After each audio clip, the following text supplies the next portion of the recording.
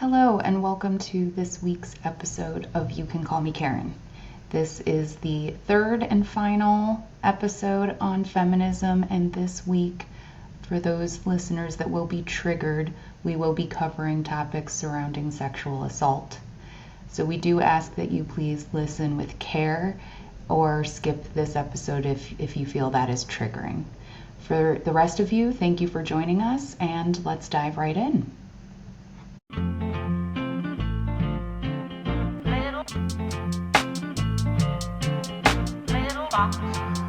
And the green one, little box, and the blue one, box, and the yellow one, and the little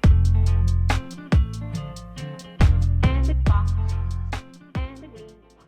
Economic inequality, reproductive rights, violence against women, quality healthcare access, maternal rights, access to childcare. This, unfortunately, is not an exhaustive list of issues that directly impact women. When we discuss the goal of dismantling the patriarchy or feminism, we hope to break the systems that keep issues like these from continuing to impede the success and advancement of women. But how? What do we do? We are joined today by Sophia Fifner. Sophia is a sought-after civic wellness strategist, national speaker, and CEO of the Columbus Metropolitan Club, an industry-leading forum where thousands gather to explore the issues shaping our communities. She is the creator of The Advocate Next Door on Substack, where she equips women with the tools to speak up and make a difference in their community. Welcome to the You Can Call Me Karen podcast.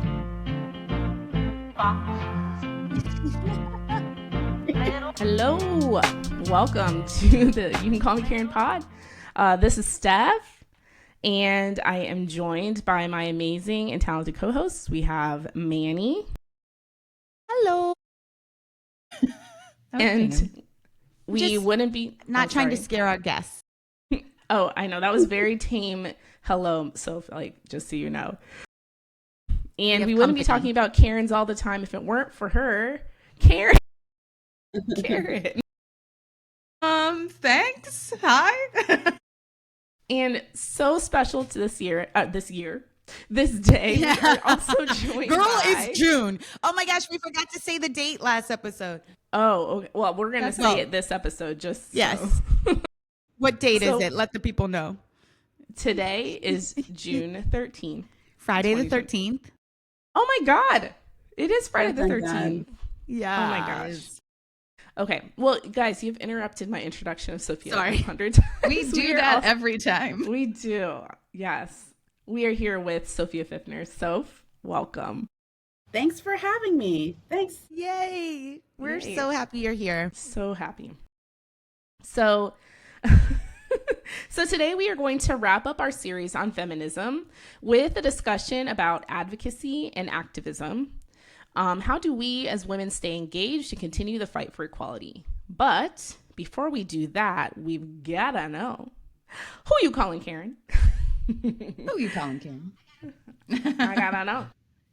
Say that the biggest Karen that I've ever encountered was definitely, I meet a lot of Karens, quite frankly. Like when you in your work you do. Sorry. when you work in community, I just feel like you get to meet a lot, the wide variety of humanity, both good and bad. I would say that the biggest Karen would probably be the woman who told me that no one would believe me when I was sexually assaulted as a teenager. I shared what happened to me, and she point blank told me that I was lying. And I feel like that was definitely Karen behavior, because as a human, I think that sympathy and empathy should be shared, especially during really traumatic times. So she was probably the worst. Yeah. 100%. She's the worst that we've ever heard on this podcast. Ever. Yeah. Yeah, she gets the crown. Speaking of Karens of the year, that's her. Yeah. Karens of the Karens decade, of of the the millennia. Of the millennia. Karens of the millennia. Wow. That is like such a horror. I'm sorry. Can you give a little more context of like why her? Yeah, was she like in a Yeah. position of power? So she, and I will share that for those who've experienced sexual assault who are listening to the podcast. This is hard to hear, but also not uncommon, unfortunately, just from the work that I've done in advocacy. I was sexually assaulted. I reported what happened, which is highly unusual. Most individuals don't report assaults, and I was administered a polygraph test to confirm whether or not I was lying, which now is technically outlawed in the state of Ohio, although there are loopholes that place victims of sexual assault in precarious positions where they might end up taking a polygraph test. But while she was about to administer the test, she asked me to repeat what happened to me. And this individual was a state trooper. So she sat me down in a chair. She was standing above me, and she just told me flat out that I was lying and what happened didn't happen and wasn't assault, and that she wasn't going to pursue the polygraph test because I needed to rewrite my statement. And that really transformed. moly. Yeah, I say that without tearing up, but honestly, that really was a catalyst for my entire journey to advocacy, why I do the work that I do today, and why I'm so passionate about, especially women, leveraging their voice and knowing how to find justice, whether that be through our legal system or in their everyday lives. Yeah.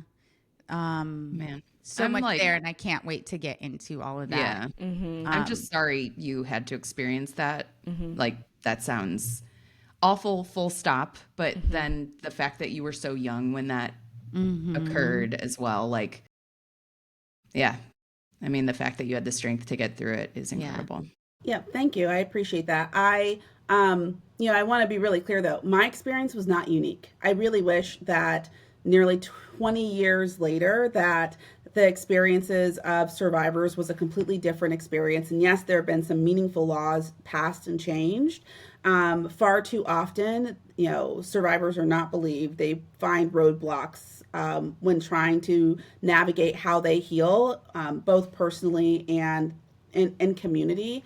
And I think that's one of the most important reasons why I share my story, because I think oftentimes, especially after Me Too, the Me Too movement, that people assume that, oh, well, if something really bad happens to an individual, they're instantaneously believed. Understanding the legal system is very easy to do, and I'm sure that they receive justice, which is lie number one, number two, and number three. Yeah. Yeah. Yeah. And the biggest lie of all, I think, in that story is that what you were just saying with the data and the statistics of how often it happens to women. So you hope that when you bring it to another woman, there will be some compassion met on the other side. And the fact that you were kind of looking for that safety, and you're not going to go to another male in that moment because of the violation that just happened to you, for it to then happen again by the language of that the woman is using is also what keeps us all in shame and hidden. Yeah. So, yeah. Okay. Also, I love your nails. I know. I was thinking that too. Thank you. You're welcome.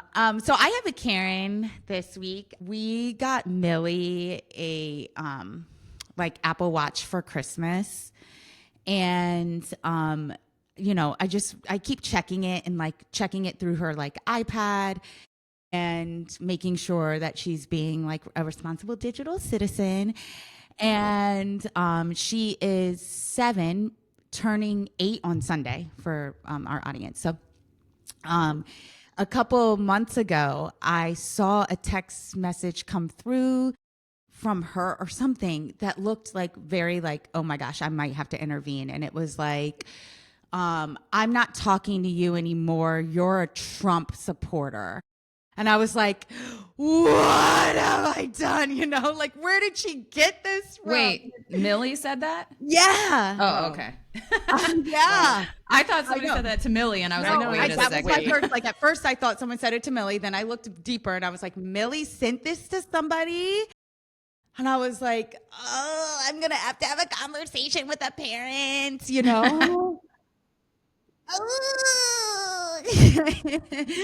And so then I opened up the text message. You guys, it was her responding to those texts that we get all the time from the Republican. Okay. I'm going to use that one from now on. She better speak Good job, up and tell him to girlfriend. leave her alone. Daughter being a Karen, and like we never talk to her about any of this. I guess I mean, you know, like when it's in your house, you kind of like understand the energy, but like we've never really like directly. And I'm like, okay, I guess she knows what she likes and doesn't like. I don't know. That's amazing.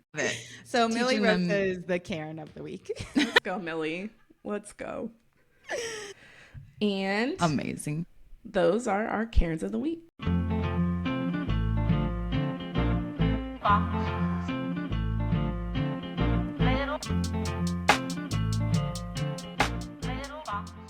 So this topic of advocacy and activism feels particularly important as the news cycle continues to knock us over the head with human rights issue after human rights issue. Today is June 13th, and we are hearing news of ICE pulling families apart and the National Guard descending upon LA protesters as we speak. So issues like these can cause us to feel paralyzed, overwhelmed, and not sure where to start. So I'm super thankful to have Sophia here with us today because my understanding of her mission is to encourage us to stay connected, engaged, and in the fight in a way that is digestible and fits our advocacy style. So, Sophia, I'm just, again, thankful for you to be here, especially at a time like this. So while, you know, you promote ways that we all can find ways to engage and we all can find ways to be advocates, I kind of want to start big because you were instrumental in the implementation of legislature to protect women who are survivors of sexual assault. So I wanted you to share kind of your journey through that process because that's big advocacy. And I know that you don't always overwhelm us with big advocacy, but I want to start with how amazing you are and what you have done. So can you She's talk? the most important guest we've ever had. Oh my God, like I'm sweating. And full disclosure, Sophia is my cousin. And so we're family. And I am sweating because I just admire her so much. So basically we could never book this big of a star unless they were related to us. That's hilarious. I hope that you're really not sweating. And I don't perceive myself in that light. I honestly, like sincerely, I don't think that what I've done is anything that's necessarily newsworthy or noteworthy because there are so many people who are just like me who do the exact same work. To kind of piggyback, and I feel like I'm going to condense like 15 years of work into like less than 5 minutes. But when I was sexually assaulted, that really transformed how I showed up in the world. It was a catalyst for me trying to figure out who I was and how I wanted to interact with other humans. And so that journey, honestly, unexpectedly, launched myself into pageantry, which most people wouldn't go, oh, you've been a victim of a heinous crime and sexual assault, and you should solve that with pageantry. But as I was trying, I went to the Women's Center at Miami University, and I wanted to establish a nonprofit organization or an organization where women could talk about character and self-esteem. At the time, I had this false understanding that if I would have had just a better sense of self, if I would have stood up for myself, that perhaps what happened wouldn't happen. And instead of starting an organization, I met a woman who suggested that I compete in pageants. And I'm really glad that she did because I can't tell you how often it's so easy to be able to pick up the phone and work with your county commissioners or work with your sheriff's department or work with local schools and talk to children or anyone when you have a crown on your head, which is a whole nother conversation about sexism and patriarchy, but it is what it is. And I utilize that experience to learn really basic skills in advocating for others and advocating for issues that really mattered to me at that time of my life. Fast forward, I spent some time on Capitol Hill. I worked in philanthropy and nonprofits. And there was a moment during the 2016 election where I was really struggling with the national conversation we were having. Donald Trump was campaigning to be president. And at the time, I kept on telling myself, there's no way that we are this divided on really fundamental issues. There's no way that we can tolerate language and actions towards women and marginalized communities in this way. And I remember waking up the day after the election sobbing, like hysterically, like just You were not alone. I Yeah. was incredibly surprised. And um, I made a promise to my daughter, Caroline, my oldest daughter now, that I would do everything I could to use my voice in a way that matters, not just for others, but to advocate for issues that I deeply believed in. And then my mom walked in, Aunt Joan, and she was like, Sophia, what you crying for? Your body's going to go back to normal. And I was like, oh my God, Mom. I'm not crying about giving birth to Caroline.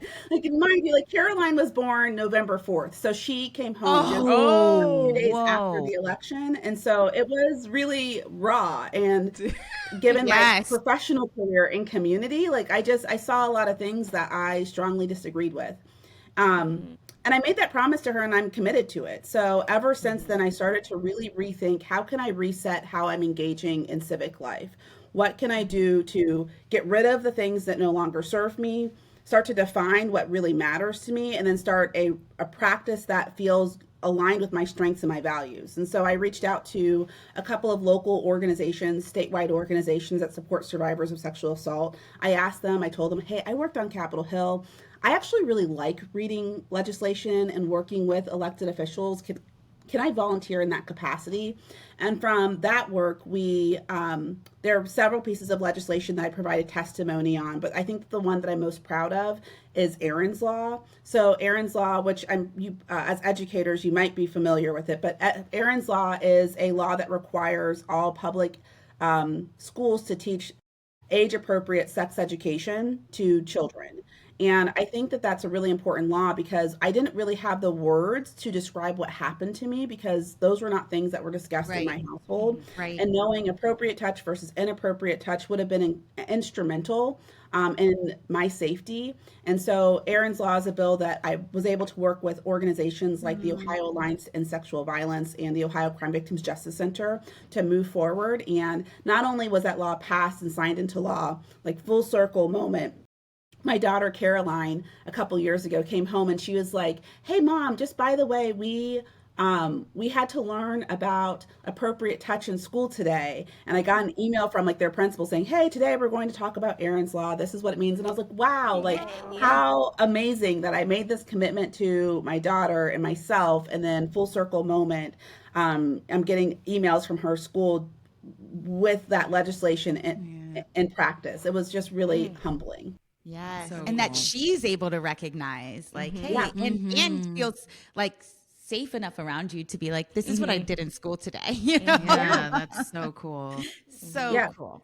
We have a lot of conversations about appropriate touch, consent. I mean, everything that I do professionally and personally as a community member, we have a lot of conversations about in our home. So I remember we went to Florida and we had some time in the sand and she was asking me about something that had happened on the news because I regularly listen to just various like podcasts that are connected to news. And so she's like, well, what does that mean? Like, how do bills become law? And I was like, oh, yes. That conversation. Let me tell There are you. 3 branches of government and I'm drawing it in the sand. Like, and here's what they do. It was a lot of fun. I hope that moments like that stick with my oldest daughter, Caroline, but also my younger daughter, Hannah, when she decides to ask questions about how she can show up in her community.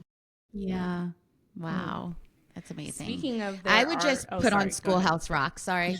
That is where my head, how does the bill become a law? I'm like, I know that song. Drawing the stand. Wow, you really making me look like a bad mom here. Sorry, Steph. What were you going to say? I was going to say, speaking of the fact that there are 3 branches of government, Though. Are there?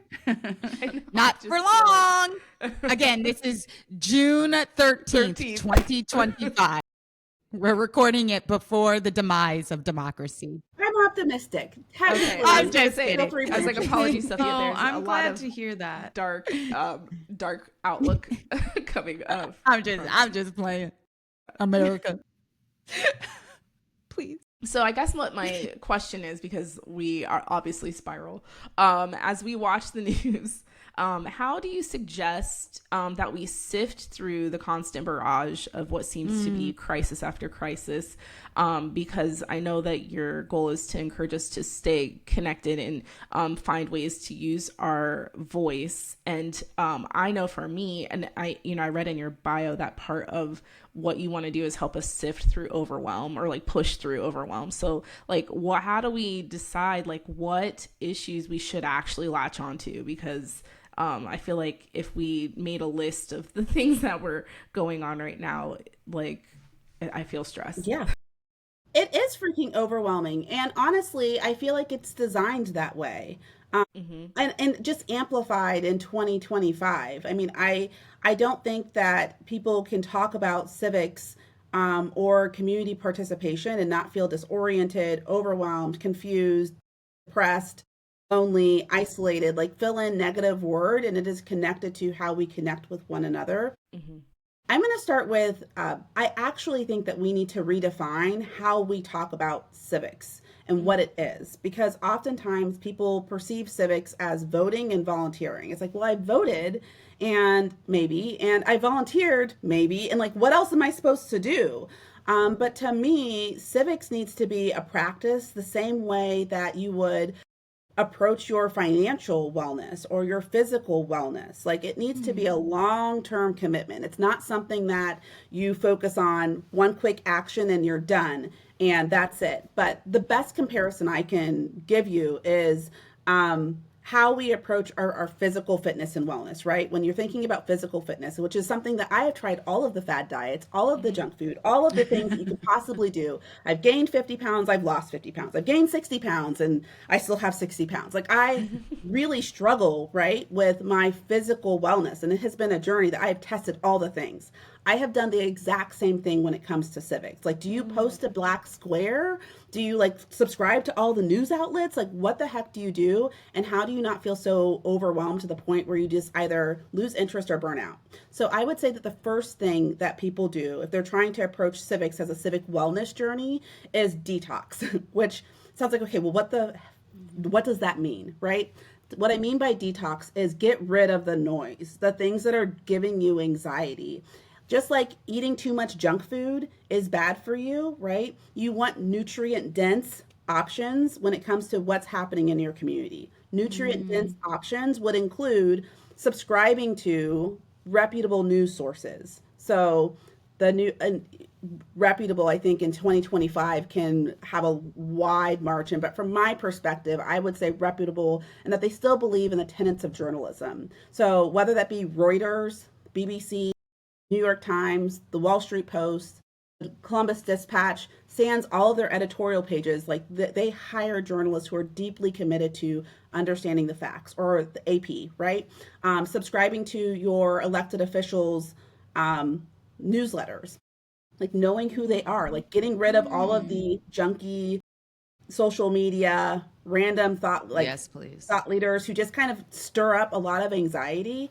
Try to limit the amount of news that you're taking in to qualified facts. And then that's just speaking about political health, but also there's this other community. Like, if you're somebody who is a bleeding heart like me and you care about every single charity and every single social issue, we as humans do not have the capacity to take in all of that information. So I would recommend unsubscribing to the organizations that just no longer serve you. It's okay. It really is okay. They're not, it's going to be fine. There's 17,000 nonprofit organizations registered in Franklin County alone. Oh my It's God. okay to not be subscribed to every single nonprofit organization doing meaningful work.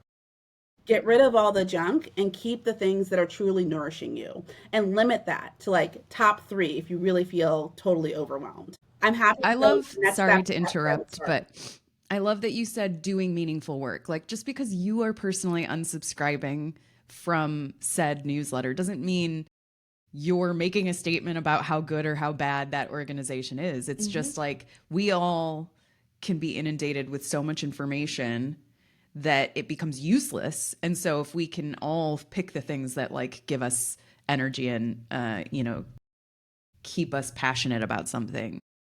I thank you for that permission, I guess is where I'm going, because that's helpful to me in thinking about how do I take some kind of action. Overwhelming. I mean, my job requires me to know what's going on locally, at the state level, nationally, and internationally. Like I need to know what's happening in news, and so I think it's easy for a lot of people like myself and others. Like you can just have like just too much content coming at you all the time, and it creates a sense of panic. You know, when Israel strikes Iran and you get 27 news alerts, like maybe you only really need like two. So go to the two that are most nutrient dense and start there. Yeah. Love that comparison, nutrient dense. Yeah. Yeah. That's great. So then what?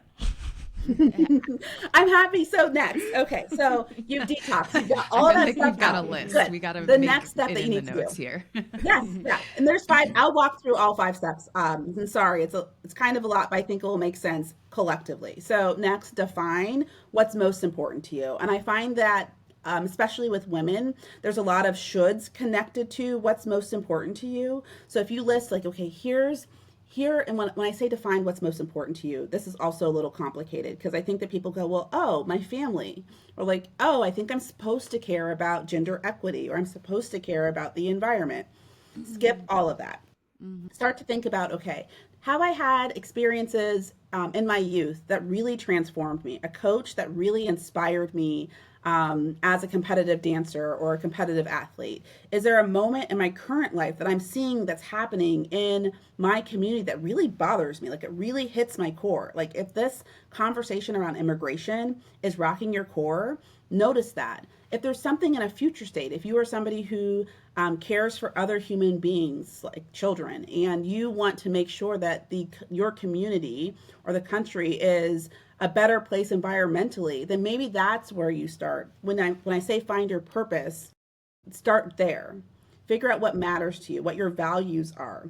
From there, then start to find organizations or ways that you can support that thing. For me, it's supporting gender equity and women and girls. Like it's been a very consistent theme in my life that I'm just naturally gravitating towards organizations like Girl Scouts to national organizations like RAIN, which supports survivors of sexual assault, rape, and incest. That's my lifelong mission, but my lifelong journey is not the same as yours, Manni, or yours, Steph, or yours, Karen, right? Like we all have to take some time. And the fact that it takes time is okay. That's part of the work because again, no one's going to lose 60 pounds overnight or become a professional athlete overnight. Like if you approach this as this is a journey, it's a lifelong commitment to reshaping how you're engaging in the community, you'll be in a much better place.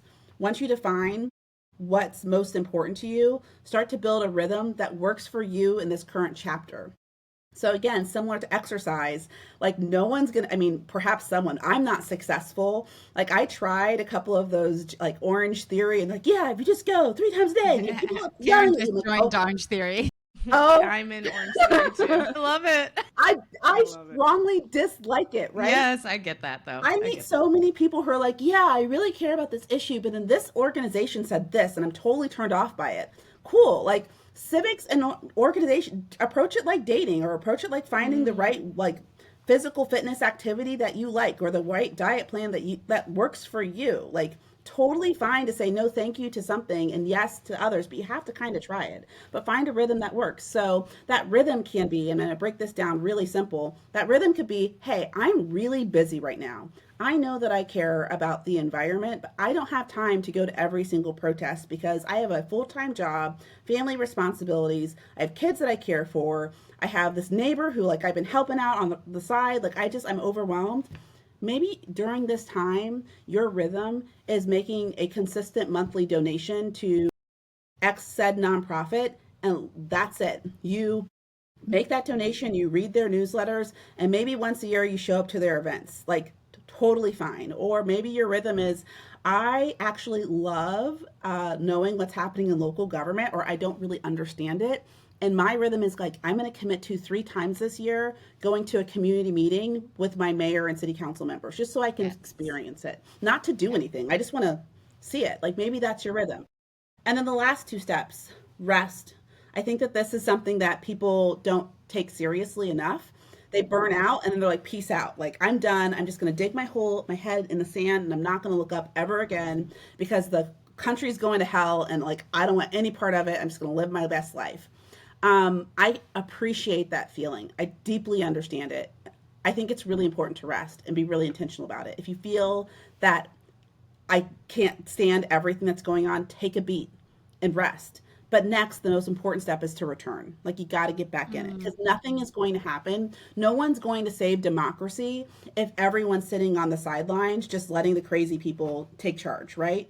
You have to be part of it if you want things to change in your backyard, in your state, and nationally. It's not going to happen with everyone sitting this one out. Yeah. Wow. Woo! Those are great. We need that 5-step plan just like posted everywhere. Speaking of social media, that just needs to be posted everywhere. I do love how accessible it feels. Like, Yeah. it is overwhelming to think about what can I do and how do I use my voice or my influence or my dollars, like, there's so many options out there, and the way that you just broke that down so simply, and I don't feel like I've ever heard that before.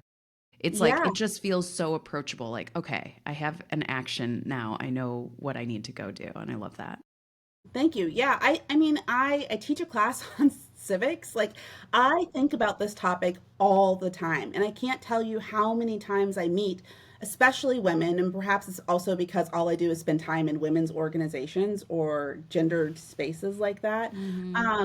Where like I literally think, like, how do I make this as simple as possible? Because it breaks my heart to meet people who um, are deeply passionate and they care, but like, we as a society haven't given adults tools on how to show up.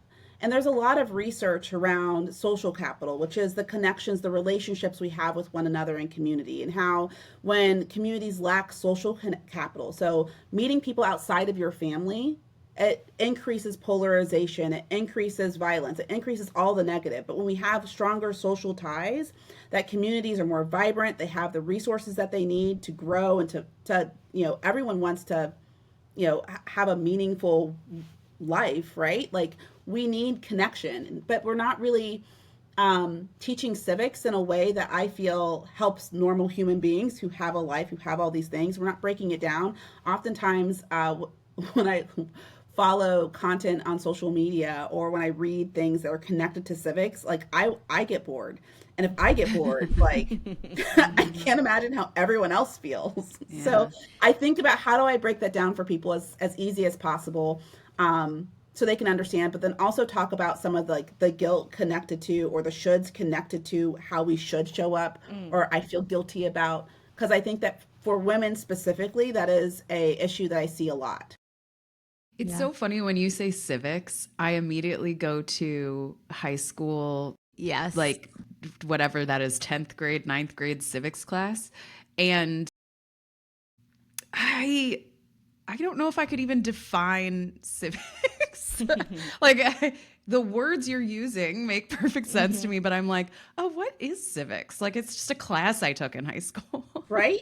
That's kind of the problem I see now. Yeah.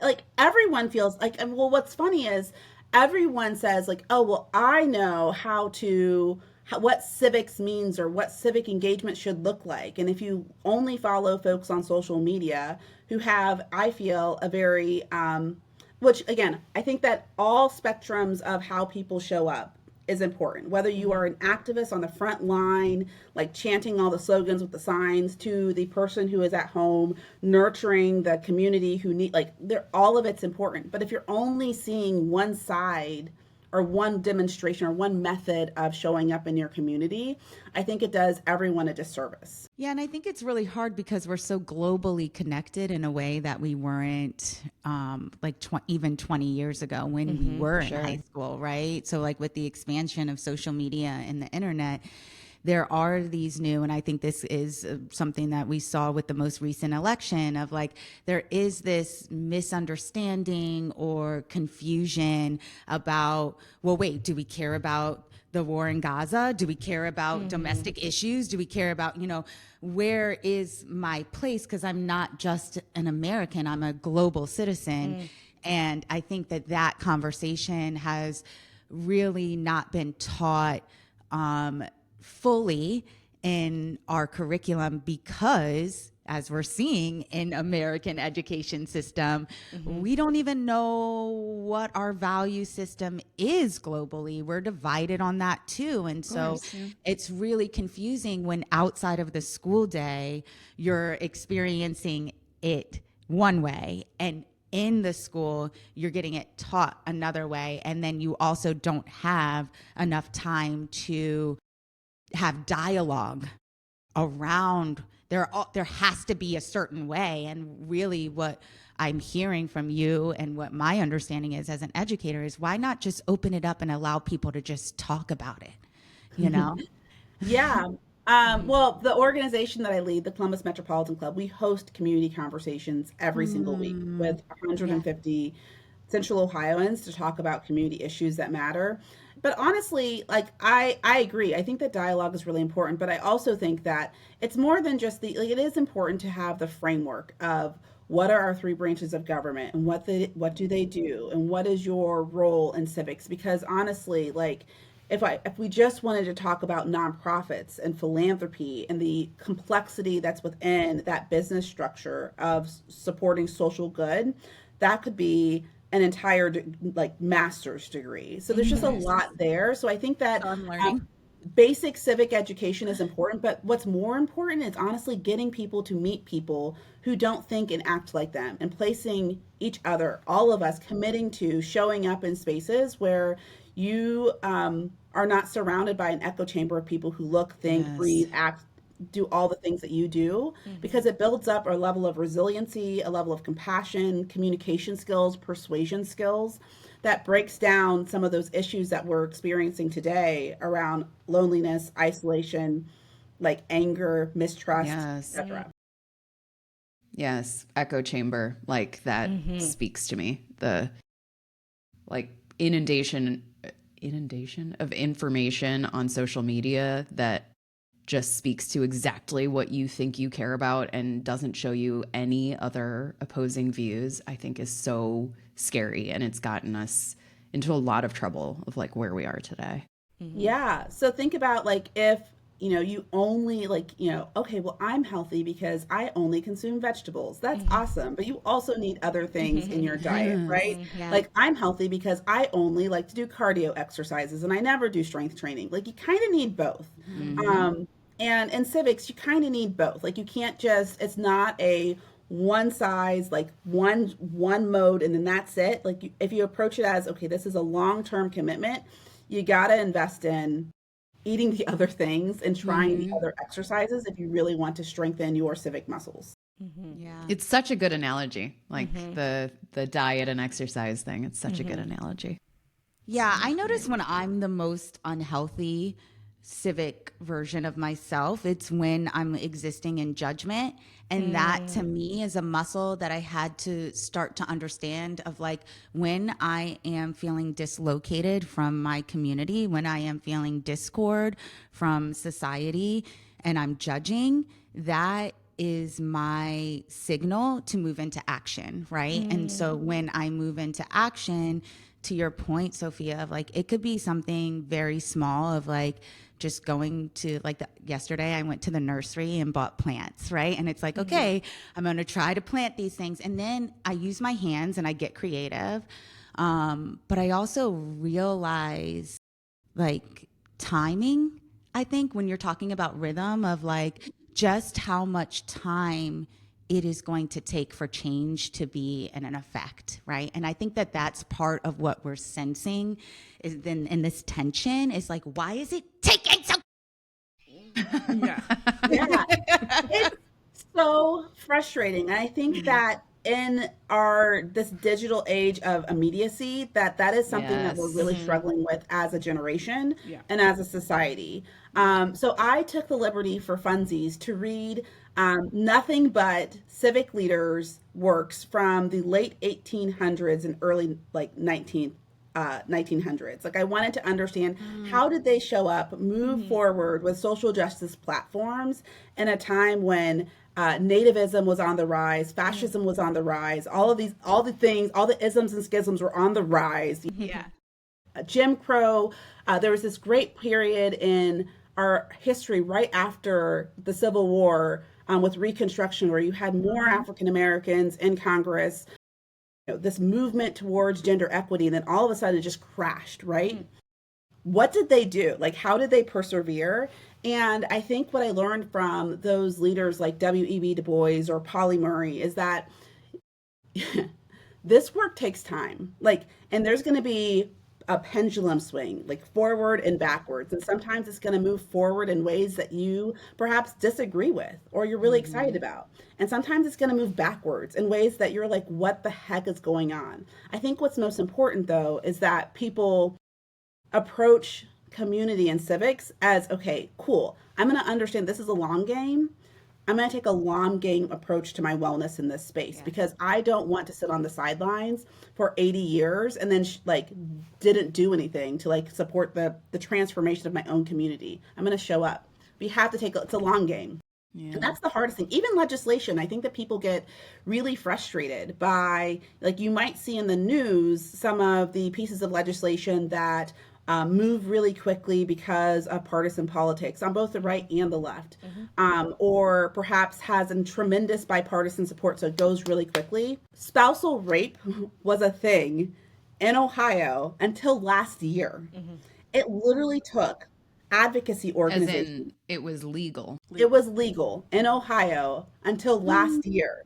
It took nearly 30 years of advocacy to make that modification. And just imagine what would happen if those leaders said, like, you know what, I'm frustrated. We've introduced this bill 10 times and it's not going anywhere. Policy takes a long time. Advocacy takes a long time, and working with community members, with adults, getting all adults on the same page, whether you're talking about policy or a nonprofit or a social issue, it's something that takes a long time. But honestly, I think that the best results come for when you have everybody at the table believing in it moving. It will last much longer when you have everyone at the table. How do you stay so positive? Because I'm like, I can't handle that information.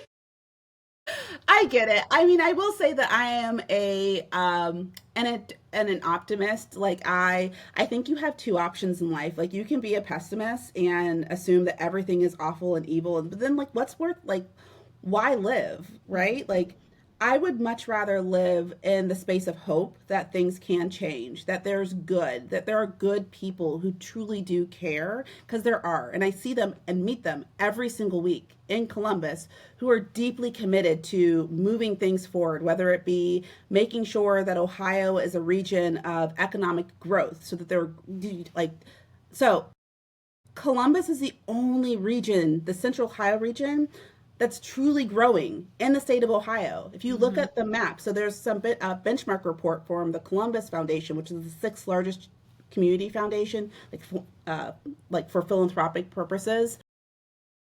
Central Ohio is one of the only growing spaces in Ohio. So can you imagine living in a community where jobs have declined tremendously, where their population has declined tremendously. When your population declines, that means that you have less of a tax base to support I have to remain hopeful, because I see people every day who are working towards making sure Ohioans have jobs, or making sure that our unhoused population, that they have the resources that they need. And it really is, it gives me hope, but then also, like, I just know that there are good people who are doing good things, and if I'm going to be on this earth, I'd rather be part of them than not with them. Preach. Oh, yes, I love that. And I will share, like, I have bad days too. Like, I'm not some like robot who like does not feel and is like, everything's fine.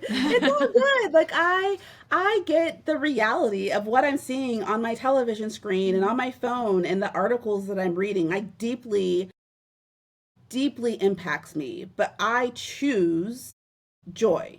Like, I choose joy as part of my own survivalist training, because to me, I can't operate outside of that spectrum. It's too depressing. And I also know that I don't want to be on the sidelines. So if I don't want to be on the sidelines and I want to commit to supporting my community in a positive way, I'm going to choose joy every single time. And if I need to rest and like hide out for a day or two, like, cool, like, I'm going to rest. I'm going to listen back to this when I need my dose of like hope and optimism. And also let me know when you're running for office, because She can't vote in Ohio, but she'd just like to know. She'll support well, your I campaign. don't know. Maybe it's She'll on the support your national campaign. stage. Oh, okay. I see what you did there. Saying. I love that too, because a lot of the conversation with the Black community right now is like, they're never going to be able to steal our joy, our creativity, our resilience, and we're not going to let them. Joy is a choice, right? And that is our radical resistance right now, is to just remain in joy. So I love that you know, kind of wrapped us up with that, because it's so true. It is a choice. What else are you going to do while you're here? Right? Like, life's too short. Yeah. So anyway, Before we head into a special feature of You Can Call Me Karen when we have a guest on, I just wanted to pause for any confessionals or aha moments from anyone. when she said she likes reading legislation, Me too. No. it's clear that you're like a reader. Like when you were talking about going back and reading like books from Reconstruction and wanting to learn more, it's like just very clear that you are an intellect in that regard. And I just want to point out that was not lost on me that you said that. It's fun. I mean, again, I think, looking at this as like wellness. If you tell me that every single day or for the rest of my life I have to participate in CrossFit, I would want to like hide under 15,000 rocks. Like, absolutely freaking not. I'm not doing it. Like, I have no interest in participating in any of that. So what works for me with regards to participating in community will absolutely not work for everyone. And if you're like, yeah, that's cool, I would much rather just stick with like my local food pantry, donating resources there and volunteering everything. Like, cool, whatever works for you. Like, at the end of the day, I just think it's really important that people can show up in their community and feel really good about how they're doing it. And I just want them to show up, like to start somewhere. Yeah. Yeah, that's like what we talked about in our last episode with spirituality and feminism, and like that's how we defeat the patriarchy, right? Is moving more to these communal-based societies where no role is more important than the other.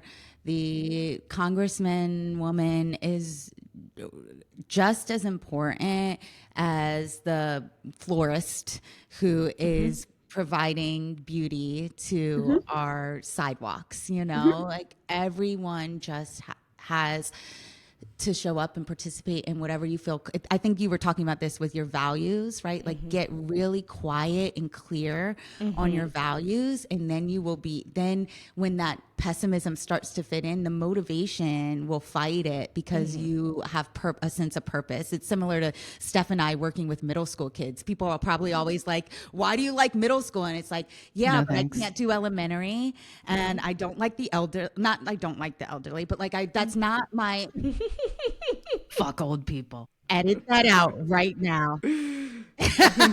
But you know what I mean? It's like find your groove because somebody else will be able to fill the void. And then it'll all be pretty. That's the hope. Yeah. I think my takeaway is that there are 5 steps, I believe 5 steps.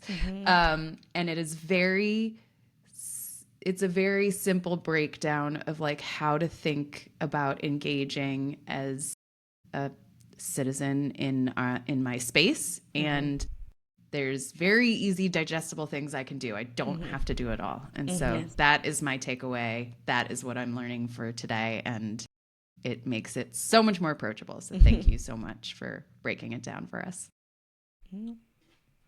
All right. So, Steph, should I go? I mean, I know Sophia has to get to an appointment. The two other, Karen and Sophia, are important. We're teachers on summer break. Because I did have another really big question that would probably take us another 20 minutes of conversation, so we may need to just have you back on. But there we go. Yeah, little bonus. Yeah, nice. A bonus. And next time you won't be sweaty, so it'll be great. Yes, I will be sweating. Show us those pit stains. No. All right. So, Sophia, every time we have a guest on, we have a closing segment with our guests. Some people like to call it the Karen interrogation. I like to call it keep it snappy. So that implies these responses should be off the cuff, one sentence or less, yes or no. You don't have to explain. Okay? All right. So welcome to Keep It Snappy season. Oh, God. I'm cutting that out. Oh my gosh. Okay. Is a hot dog a sandwich? No. Is an avocado a fruit? Yes. Is 8 Mile a musical? Could be. Yes. Yes. Absolutely. What was the drug of your household growing up? Advil, Motrin, or Tylenol? Tylenol. Oh, okay. The year is, I wanted to comment, but it's keep it snappy, and we really are on a time crunch. Okay. The year is 1996. Name the top 3 guys on your mash board. I don't know if I had a top 3 guys. She's like, fuck those guys. Yeah. Can I just say I liked Alanis Morissette and No Doubt. I don't know. I wasn't really a Leonardo She wasn't watching all the DiCaprio. Disney movies. Yeah, she wasn't watching all of these. Call back to last episode. Alanis Morissette, God love her. Karen's very happy with that response too. She gets mistaken for Alanis all the time. I used to. Yeah. I'm getting old now, I guess. Okay. What's a book everyone must read before they leave this earth? Oh, geez. That's really hard. I'm surrounded by books. Okay. I would say that the book that I absolutely love right now that I've been recommending nonstop is Polly Murray, Song in a Weary Throat. So I mentioned Polly Murray earlier. I'm obsessed with her. I think that she's a fantastic human being. Polly Murray. Say it one more time. So Polly Murray, Song in a Weary Throat. She was I think in today's term might be considered trans, Black woman who was an attorney, a priest. She was the founder for really pivotal legislation around gender and social justice. She's amazing. So I would recommend people read that. Okay. Thank you. I'm adding it to the show notes. Add into the show notes. Okay. Yeah. Where were you on January 6th, 2021? At my dentist office, freaking out. Well, texting my friends who lived in DC. Oh my gosh, yes, because of your work on Capitol Hill. Oh my gosh, that's probably got to be so excruciating. Okay, in a parallel world, you're living life as a... as a hippie in the woods. Yes. Gosh, I want to be a fairy. Okay, finish this sentence. It's 7 p.m. Day? Yeah, 7 p.m. Friday. And I'm sitting at home with a book and tea. Yes. Yes. That is the right answer. Spoken like an elder millennial. That would be a quote from Glorilla, by the way. So that's who you need to next go look up, okay? Noted. She's writing it down. Okay. This one, I think we know the answer, but you can tell the truth here. Who's your favorite host on You Can Call Me Karen? Oh, well, clearly it's Manni. I'm kidding. No, you finally got someone to say it. Wow. All right. Play the music. I'm kicking Manni off the island. You're out.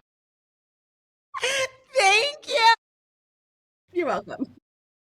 Question, where can people find you if they want to learn more about you and the work that you do for the advocate next door? Yeah, they can find me at sophiafifner.com, and that's also my social media handle, Sophia Fifner. I'm obnoxiously easy to find. So I encourage folks to follow me on my website, but then also sign up for my Substack. Yes. What's the Substack name? It is The Advocate Next Door, but you can find it at sophiafifner.com. I made it super simple for folks. And we've linked it all in the show notes. So yeah, it's all out here. But in case you're driving. Just kidding. And go to our website afterwards.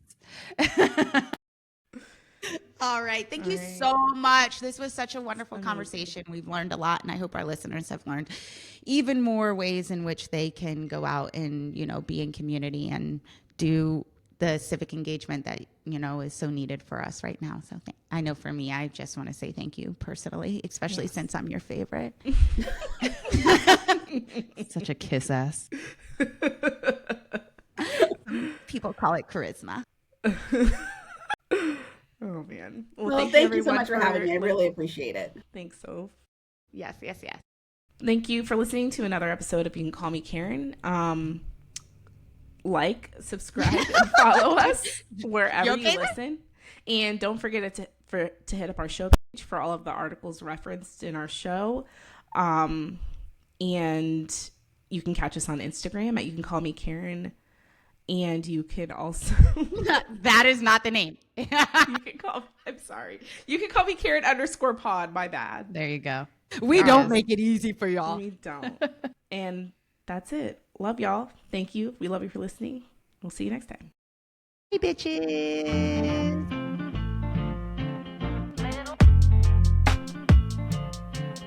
And the fox, and the green fox, and the fox, and the blue one, and the fox, and the yellow one, and they're all made out of ticky-tacky, and they all look just the same.